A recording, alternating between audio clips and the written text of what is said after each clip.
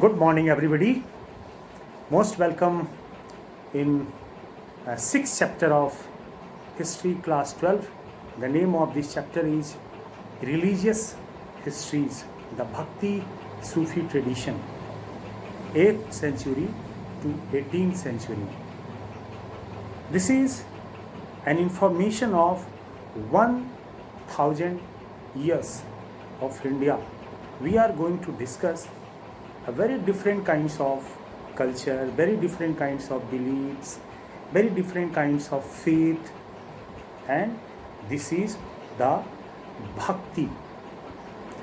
But in the last chapter, thinkers and beliefs, we have discussed, and in the chapter of Mahabharata, there are three margs to achieve the salvation. This is the Gyan, Karma, and Bhakti. Bhakti is the most practical and best way to achieve the salvation. It was believed in India after 18th century. But there was a Vedic religion in our tradition.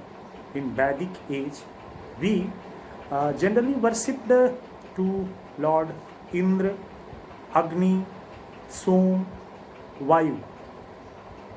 Chatting was very important. Chanting, not chatting.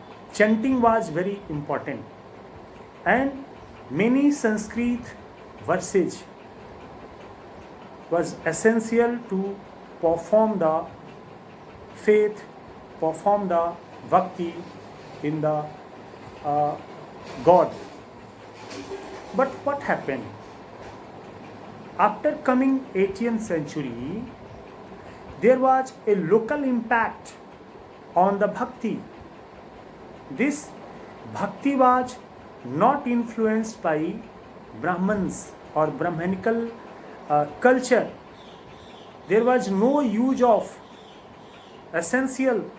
There was chanting is not essential for the worshipping. No Sanskrit verses essential for the worshipping of God. In this era, the common people, the lower sections of societies, the tribals, the women or so-called Shudra were also allowed to worship the God. And the local impact we can see in the different form of God. This is the time when the God were Lord Vishnu, Lord Shiva on the place of Indra, Agni and Som. No need to chanting and verses. Puranic traditions are very essential. Yesterday we have celebrated the Rath Yatra. What is this Rath Yatra? Actually, the Rath Yatra is a very important festival originated from Odisha, and Lord Jagannath is devoted. This festival is devoted to the Lord Jagannath. Jagannath means the protector of the honor of world. And this Lord Jagannath, the statue of this Bhakti movement was very special because the literature, devotional songs and a statue made in different way, and it was a new kind of way of the worshipping on the place of sacrifices. In the Vedic Dharma, we performed our worshipping by the sacrifices conducted to Yajna. But this is a new kind of style of faith through the devotional songs, through the making of different kind of a statue on the basis of the story of our Purans. And remember that This Bhakti movement was wider, accepted the all sections of society. Our three God age emerged when we were worshipping God age Durga means the Shakti, God age Lakshmi and God age Parvati.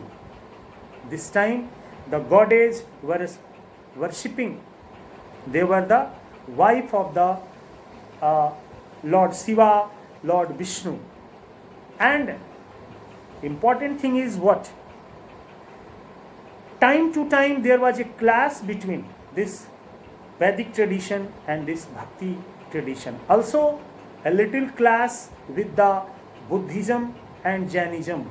But overall the Bhakti movement dominated after coming of 18th century. And this Bhakti movement was started from the south, mainly in Tamil Nadu. In Tamil Nadu, Alwar and Nayanar Bhakti movement started. Alwars were the worshipper of Lord Vishnu. Alwar were the worshipper of Lord Vishnu, and Nayanars were the worshipper of Lord Shiva. And in large number of priests, in large number of sons wrote the devotional songs to perform their bhakti in the God. They started a new kinds of culture, beliefs and faiths. In this tradition, in large number of women also participated, and Andal is a good example of devotee, woman devotee, who had written in large number of devotional songs to her lover Lord Vishnu. He performed herself as a lover of Lord Vishnu. And Karaikal was another devotee of Nayanar sons, women Nayanar sons, who written so many sloks, so many devotional songs for the Lord Shiva. And this many devotional songs were collected, compiled in a very famous book in Tamil language, which is known as the Nalai Dibya Prabandham. The 4,000 pious songs. This is the meaning of Nalai Dibya Prabandham. It is also known as the Tamil Veda. It is equally pious like the Vedic literature. And remember that this is a movement which is highly supported by whom? The estates. Why the estates supported? Beta, because some estates were very newly emerged. Cher, Pandya, Chol of South India were emerging, and they needed to support of common people, acceptance of the common people. One Bhakti sons had a large number of community, large number of follower, and one Bhakti sons could give a large number of supporter to the king. So generally the kings wanted to the support of this Bhakti sons.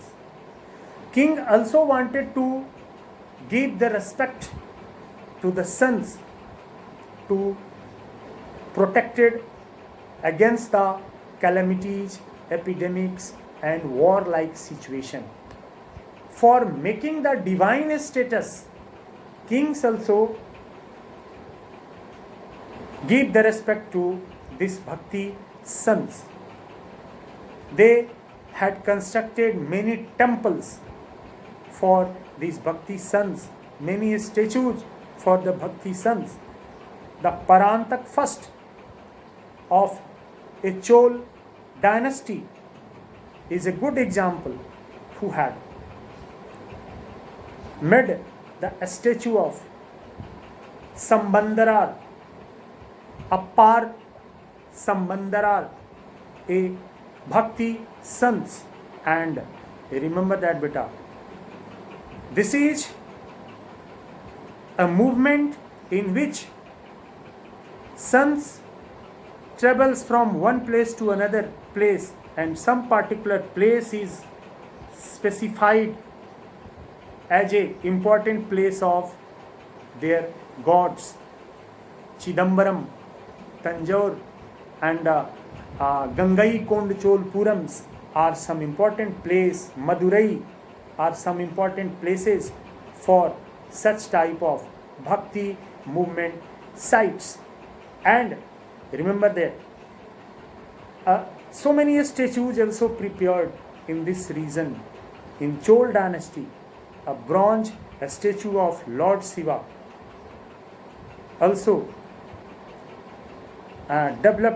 designed by the artisans of Chol dynasty in the form of the Tando Nritya by Lord Shiva. It was a symbol of Alwar movement, very, very important symbol of this bhakti movement. Another thing, in Karnataka it was also emerging a new kind of bhakti movement, and this is known as the Veer Saiva Lingam. Basavanna was a Brahman who was the founder of this Veer Saiva Lingam faith. Vasavanna was a follower of Jainism. In previous, he believed in the faith of Jainism, but after that he believed, he adopted, he developed, he performed a new kind of bhakti movement in Karnataka. This is known as the Veer Saiva Lingam. Veer Saiva Lingam were the worshippers of Lord Shiva. They were worshipper of not the complete physical form of the Lord Shiva, but only the Shiva Linga in a small box of silver. They worship and they move from one place to another place. This is known as, they were known as the Jangam Badi, a very famous place in Varanasi also, and this is the center of this Veer Saiva Lingam rituals. They deny the many concept of the Brahmanical beliefs. As for example, they believe that after death, human being entered in the Lord Shiva in form of salvation. They all kinds of rituals of death, after death, the Antim Sanskar or the Bhoj, Brahma Bhoj, such type of traditions performed before the death in life. They rejected the supremacy of Brahmanism. They believed in the not the carnation in form of the fired the body. They just digging in the ground. वो शव दफनाने में ज़्यादा यकीन करते थे, वो शवदाह में यकीन नहीं करते थे. एंड बेटा remember that one thing is very important. They believe in the widow remarriage. There is no bar of casteism. They were the follower of a social harmony. So these are some important features of this Virshavalingam concept. One thing is less in our discussion, and this is the Sagun and Nirgun form of the Bhakti. Actually, in the Bhakti movement, some worshippers believe in the form of the God, which we can see, we can touch, and there is a concrete, a different, a specific form of the God, like Lord Vishnu, Lord Ram, Lord Shiva, which we can worship in the statue. But the another form is Nirgun, and this is, there is the no form, shapeless, there is no form of the God, and the God is omnipresence, everywhere, कण कण में है भगवान. This is the concept of the Nirgun. And these two type of beliefs were famous. So the two types of this tradition is also defined by a sociologist. The name of sociologist was what? The name of sociologist was Redfield. Redfield defined the Indian tradition in two forms, the great tradition and the little tradition. The great traditions were the tradition of upper sections of society, in which they chanting the mantra, they used the Sanskrit verses, they performed the sacrifices, and the followers were the upper sections of society. But the little traditions were that which is influenced by the tribals, which is performed by the common people of the societies. There was no need to chanting, there was no need to you can say the Sanskrit verses, okay, and there was no need to the Brahmanical priest, Brahman's priest. So these are some differences between the great tradition and the little tradition. So these are some part of this chapter. After this discussion, conversation, I am going to give some important questions in written form. Please write the answer of these questions in your notebook. Thank you. Have a nice day.